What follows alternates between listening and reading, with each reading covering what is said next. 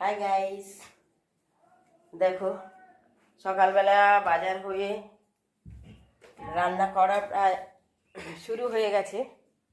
এদিকে দেখো আজকের দেখো কি বলে এগুলো, শাপলা শাপলা শাপলা কাটা হয়ে গেল। দেখো আজকের শাপলা হবে একটা, আর একটা কি রান্না হবে বলো। চলো রান্নাঘরে, এদিকে ভাত হচ্ছে।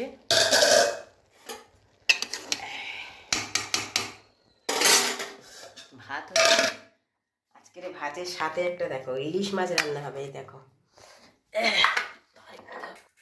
সর্ষে বাটা হয়ে গেছে, অল্প একটু ভাপা হবে। তখন এটা তার ভালো করে ওরম করে হয় না, কিরকম করছো। এই দেখো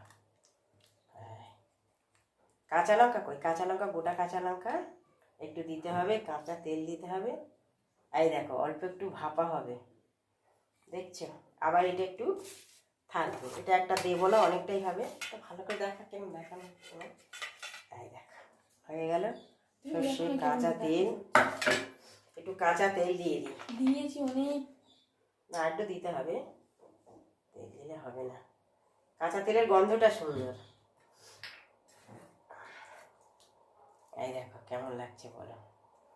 একটা কাঁচা লঙ্কা দেবো,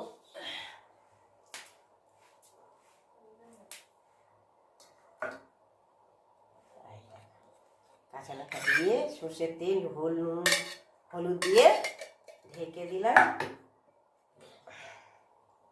ইলিশ মাছটা একটু ভাপা হবে। হয়ে গেল।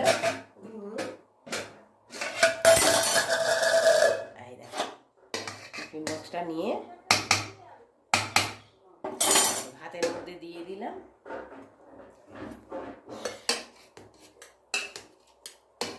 ভাতটা ওর উপরে চাপিয়ে দিলাম, তাতে সিদ্ধটা হয়ে যাবে,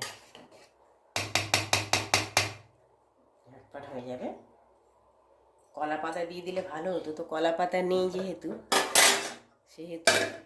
বক্সে করে দিয়ে দিলাম।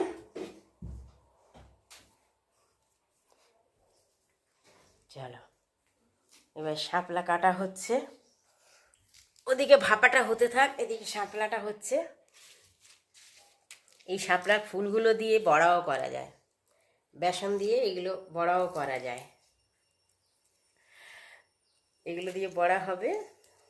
আর এই শাপলাগুলো কাটা হয়ে গেছে, কালো জিরে কাঁচা লঙ্কা দিয়ে হবে। আজকের মেনু অনেকটা হয়ে গেল তাহলে।